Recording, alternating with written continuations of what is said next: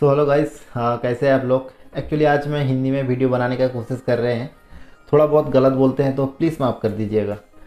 Actually बहुत लोग हमें पूछते हैं कि भैया हम न्यू बिजनेस स्टार्ट करना चाहते हैं, कहाँ से स्टार्ट करें, कितना रुपया इन्वेस्ट करेंगे फर्स्ट टाइम तो मेरा बिजनेस स्टार्ट हो जाएगा। इस तरह का सवाल जो है ना बहुत ज़्यादा आता है। तो इस सवाल का जवाब जो है मैं आपको बहुत इजी तरीके से समझाने का कोशिश करेंगे। बहुत ज़्यादा कॉम्प्लिकेटेड नहीं बोलेंगे।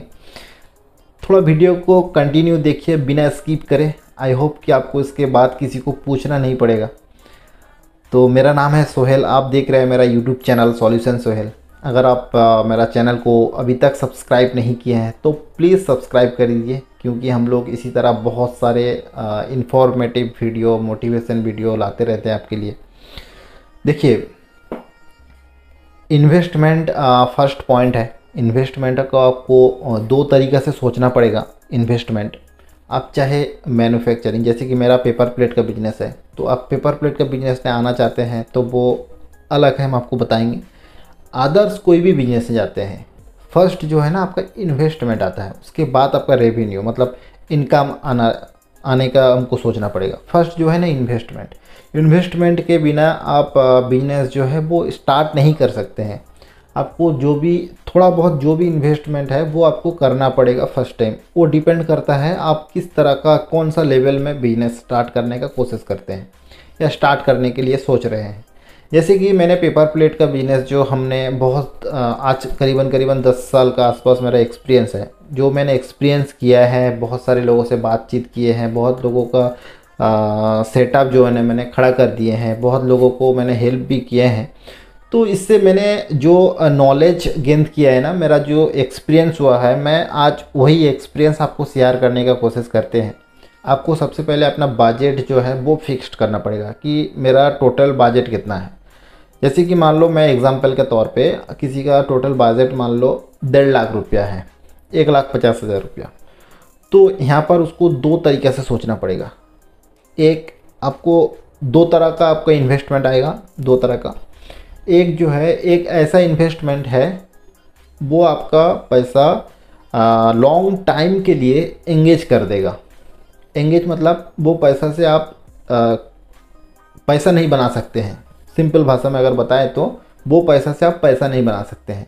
जैसे कि आपने मान लो एक शॉप खोलना है, आपको दुकान को खोलना है, तो आपको दुकान में जो डेकोरेशन है, लाइट है, उसके बाद जो फर्नीचर है, उसमें जो एक इन्वेस्टमेंट आता है वो आपका एक परमानेंट इन्वेस्टमेंट हो गया। वो इन्वेस्टमेंट आपका जो है वो रिटर्न नहीं देगा इतना जल्दी में। वो हालांकि धीरे धीरे आपको बाद में समझना आएगा कि मेरा जो है ऑल इन्वेस्टमेंट मेरा क्लियर हो गया है, लेकिन ए पार्ट का इन्वेस्टमेंट जो है परमानेंटली आपका एक फिक्स्ड हो जाएगा, जो आपको रिटर्न जो है बाद में समझना आएगा। जैसे कि आपने पेपर प्लेट बिजनेस में अगर आते हैं तो आपका क्या होगा, आपको मशीन ख़रीदना है, डाई ख़रीदना है, उसके बाद मशीन चलाने के लिए आपको जो ऑयल चाहिए वो ऑयल ख़रीदना है। उसके बाद मशीन को ट्रांसपोर्टिंग करना है, इलेक्ट्रिक वायरिंग वगैरह करना है। मतलब बहुत सारे जो छोटे छोटे इन्वेस्ट हैं, वो एक नंबर पार्ट मैंने उसको बोला है। वो इन्वेस्टमेंट आपका फिक्स्ड इन्वेस्टमेंट है, मतलब उससे आप पैसा नहीं बना सकते। और दो नंबर जो इन्वेस्टमेंट आपको सोचना पड़ेगा वो है आपका रॉ मटेरियल्स। मान लो आपने 1.5 लाख रुपया टोटल आपका बजट है, तो 1.5 लाख रुपया से आपने सोचा कि मैंने जो है 50 से 60 हज़ार रुपया तक मैंने मशीन के पीछे हमको इन्वेस्ट करना है कि 70 हज़ार हमें मशीन के पीछे इन्वेस्ट करना है। तो 70 हज़ार आपने मशीन ख़रीदा, मतलब मशीन का पीछे आपने 70 हज़ार रुपये डाल दिया। बाकी का जो पैसा है वो आपने रॉ मटेरियल्स में लगाया। 70 हज़ार में आपका मशीन, डाई सब कुछ हो जाना चाहिए। आपका जो बजट है वही फिट करता, उसमें आपको फिट करना है। बजट का बाहर आपको जाना नहीं है, वो प्रॉब्लम बढ़ा देगा। तो आपने यहाँ पर जो है ना अपना मशीन, मतलब जो फिक्स्ड जो है वन टाइम जो आपको इन्वेस्ट करना पड़ता है, जैसे कि machine, dice, oil, electric wiring वगैरह जो भी है, जो आपको पैसा नहीं बना के देगा। हालांकि वो पैसा बनाएगा, लेकिन वो आपको लॉन्ग टाइम के लिए, अभी आपको फ़िलहाल जो है वो रिटर्न नहीं देगा। उसके लिए आपको एक पार्ट अलग से सोचना पड़ेगा। उसके बाद बाकी का जो आपका छूट गया है 70 या 75 जो भी आपका मशीन के लिए जो आपने साइड कर दिया है, उसके बाद जो अमाउंट आपके बचा हुआ है आपको उससे रॉ मटेरियल्स के लिए सोचना है। रॉ मटेरियल्स में आप जितना ज़्यादा लगाइएगा, आप मान लीजिए वहीं से आपका रिटर्न उतना ज़्यादा आएगा। जैसे कि आपने मान लो रॉ मटेरियल्स ने आपने 1 लाख रुपया लगाया, ठीक है, जस्ट एग्जाम के लिए 1 लाख रुपया लगाया, तो वो पैसा जब 15 दिन या 20 दिन के बाद जो एक रोटेशन कंप्लीट कर देगा, एक रोटेशन मतलब आपने रॉ मटेरियल्स ख़रीदा, उसको प्रोडक्शन किया, उसको सेल कर दिया, एक रोटेशन कंप्लीट हो गया, तो 1 लाख रुपया आपका खड़ा हो जाएगा वहाँ पर। कितना में? 1,10,000 रुपया या 1,20,000 रुपया या 1,25,000 में खड़ा होगा।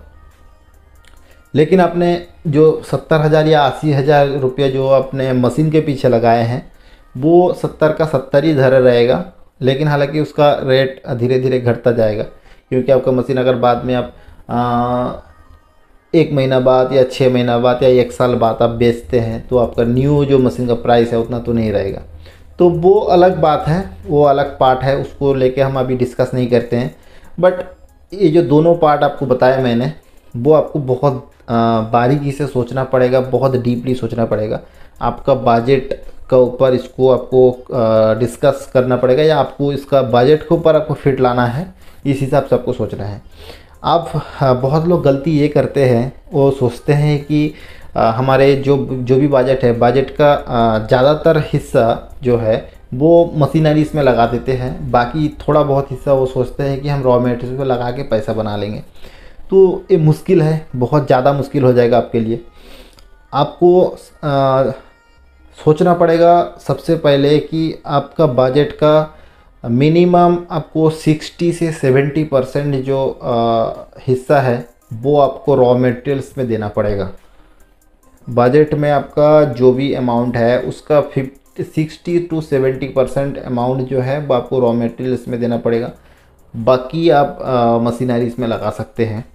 तो इसमें एक छोटा सा स्टार्टिंग के लिए ये परफेक्ट प्लानिंग रहेगा मेरे ख्याल से, मैंने जो एक्सपीरियंस किया है इसके लिए बोल रहे हैं।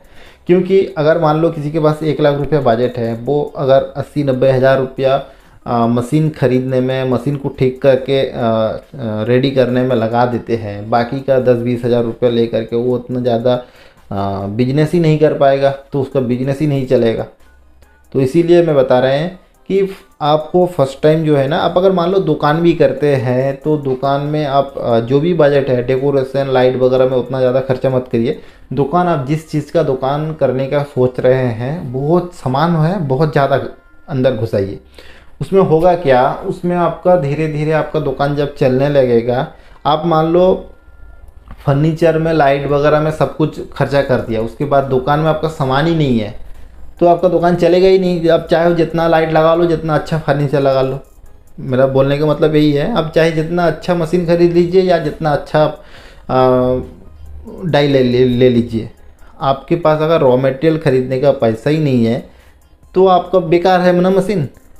तो मेरा बोलने का मतलब यही है कि आप बजट जो है सबसे पहले एक डिसीज़न, फाइनल डिसीज़न में आ जाइए कि मेरा बजट यही है। अब वहाँ से आप सोचिए कि हमें 60 to 70% जो है वो हमें अलग कर देना पड़ेगा, उसमें हम किसी तरह से हाथ नहीं देंगे, only for raw materials. Raw materials का मतलब है वो आपको पैसा बना के देगा। सो गाइस, आई होप कि आपको समझ में आया होगा कि मैंने क्या बोलने का कोशिश किए हैं।